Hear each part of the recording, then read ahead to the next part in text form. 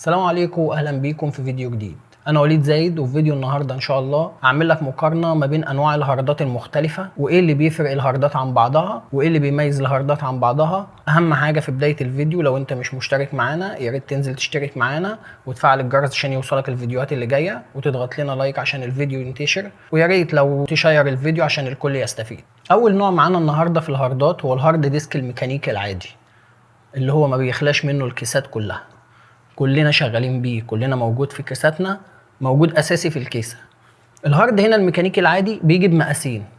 المقاس الاولاني اللي هو 3.5 انش، وده اللي احنا بنستخدمه في الديسك توب، والمقاس التاني اللي هو 2.5 انش، وده بيستخدم في اللابتوب او في الهاردات الاكسترنال او الهاردات الخارجيه اللي هي بتبقى بوصله يو اس بي. اذا كان ال 2.5 انش او ال 3.5 انش، فالاتنين عامه بيعتمدوا على حركه ميكانيكيه من جوه. ازاي حركه ميكانيكيه؟ لو جينا بصينا للهارد ديسك الميكانيكي من جوه هنلاقيه بيتكون من اسطوانه ممغنطه او قرص ممغنط وعدسه قرايه. الاسطوانه هنا بتبدا تلف، وعدسه القرايه بتتحرك على الاسطوانه سواء بتقرا او بتكتب، فبيعتمد اعتماد كلي على الحركه. وبتختلف هنا سرعه الهارد من هارد للتاني. في هاردات بتيجي ب 5400 لفه في الدقيقه، وهاردات تانية بتيجي ب 7200 لفه في الدقيقه، وهاردات تاني بتيجي ب 10000 لفه في الدقيقه. بتختلف من هارد للتاني. وطبعا سرعه القرايه والكتابه بتعتمد على سرعه اللفات بتاعه الهارد، بتختلف من هارد للتاني. اهم مميزات الهارد الميكانيكي هنا ان هو سعره رخيص بالنسبه للمساحات اللي بيقدمها، يعني سعره في المتناول بالنسبه للمساحات اللي بيقدمها، وبيقدم لك مساحات عاليه قوي، يعني ممكن يوصل لك مساحات تخزين توصل ل 18 تيرا بايت. نيجي لعيوب الهارد الميكانيكي. لما نيجي نتكلم عن عيوب الهارد الميكانيكي هنلاقي اكتر من عيب. اول عيب اللي هو بيوفر لنا سرعه قرايه وكتابه عاليه، يعني سرعه القرايه والكتابه في الهارد الميكانيكي بتتراوح ما بين 50 ميجا بايت في الثانيه و200 ميجا بايت في الثانيه، ما بتزيدش عن كده. نيجي لتاني عيب، طبعا نتيجه الحركه الميكانيكيه جوه الهارد بيطلع صوت عالي، بنسمع صوت زنه، وفي نفس الوقت بيولد حراره نتيجه الاحتكاك ما بين اجزاء الهارد. نيجي لتالت عيب معانا، ان وزن الهارد تقيل. يعني بالنسبه للهاردات التانية سواء الاس اس دي الساتا او الاس اس دي الام دوت 2 او الاس اس دي الام في مي، بالنسبه للهاردات دي ده اتقل حاجه فيهم. رابع عيب معانا ان الهارد لو اتخبط، نتيجه ان هو بيعتمد اعتماد كلي على الحركه، لو اتخبط الهارد ده يعتبر باظ والداتا اللي عليه راحت، طبعا بسبب ان هو بيعتمد على الحركه. اي خبطه بتاثر فيه او اي خبطه ممكن تبوظه.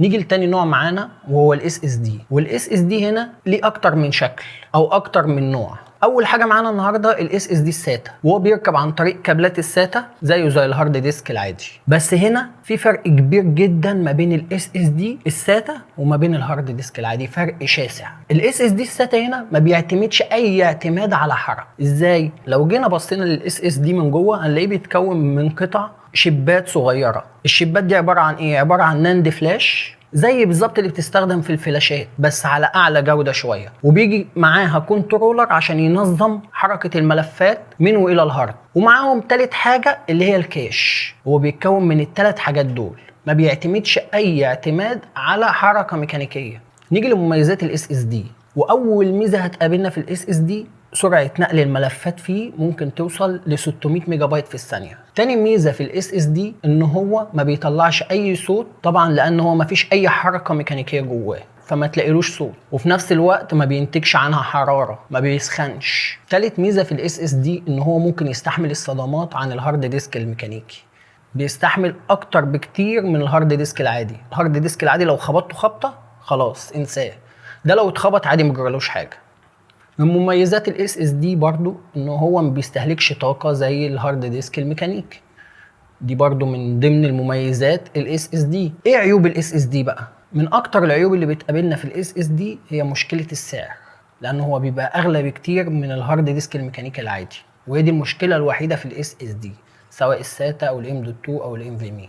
تالت نوع معانا النهارده وهو الاس اس دي الام دوت 2، ويعتبر مفيش فرق ما بينه وما بين الاس اس دي الساتا كبير. الفرق ما بينهم ان ده بيوصل عن طريق كابلات الساتا في البورده، والاس اس دي الام دوت 2 بيبقى ليه مكان مخصص في البورده اللي هو مكان الام دوت 2 بيركب عليه. نيجي لاعلى نوع في انواع الاس اس دي وهو الام دوت 2 الانفيمي. وهنا الانفيمي يعتبر اعلى نوع في انواع الاس اس دي اللي موجوده في السوق، لان الانفيمي هنا بيستخدم خطوط البي سي اي سواء الجيل الثالث او الرابع. بتوصل سرعته معانا على الجيل الثالث البي سي اي الجين 3 بتوصل ل 3.5 جيجا بايت، وفي الجين 4 بتوصل ل 5 جيجا بايت في الثانيه. شوف فرق قد ايه ما بين 600 ميجا بايت الاس اس دي الساتا او الام دوت 2 وما بين 3 جيجا ونص في الثانيه الواحده، وفي الجين 4 بتوصل ل 5 جيجا بايت في الثانيه الواحده. طب ليه الفرق الكبير ده، او الفرق الكبير ده ايه سببه؟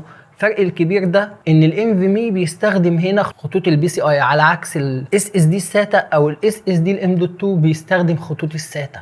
ملخص الفيديو انك انت ممكن تجيب اس اس دي 120 تخليه للنسخه بس اس اس دي ساتا، ثمنه جديد 450 جنيه وثمنه مستعمل 275 جنيه او 300 جنيه، وده هيفرق فرق شاسع في استخدامك للجهاز، سواء في فتح النسخه او في تسطيبها، في تسطيب النسخه او في فتح النسخه او في التنقل بين الملفات او فتح اي لعبه بتلعبها او بتعمل مونتاج. كل ده الاس اس دي هيفرق معاك فرق كبير قوي. لو جينا نبص في الفيديو اللي هيظهر من الاي فوق هتلاقيني بقارن لك ما بين تسطيب النسخه على 3 انواع من الهاردات، اللي هو الهارد الميكانيكي العادي والاس اس دي الساتا والهارد الانفيمي. ورابع مقارنه موجوده تحت هتلاقيني حاطط لك كيسه ثانيه خالص بقالها 10 سنين وهي جيل ثالث من انتل الاي 5 ال 3470 برامات 8 جيجا دي دي ار 3، وبقارنها مع رايزن 5 3600 ورامات 16 جيجا دي دي ار 4، وبقارن تسطيب النسخه ما بين ان الرايزن راكب عليها هارد ديسك عادي. هتشوف الفرق الشاسع ما بين الوقت، ان كيسه من 10 سنين او تجميعه من 10 سنين ادائها اتقدم في تسطيب الويندوز وقدرت تعديها.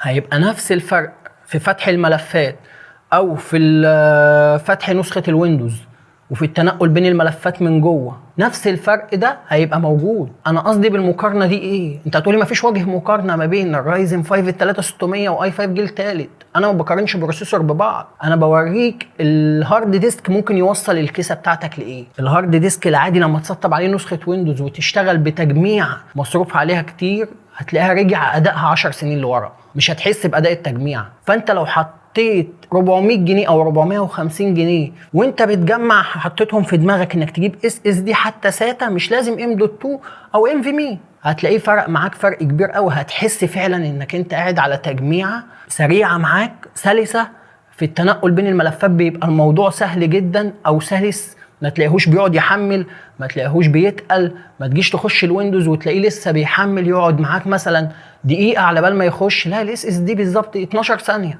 اس اس دي ثمنه 275 جنيه مستعمل او 450 جنيه جديد، يفرق فرق شاسع، يفرق 360 درجه في اداء الجهاز.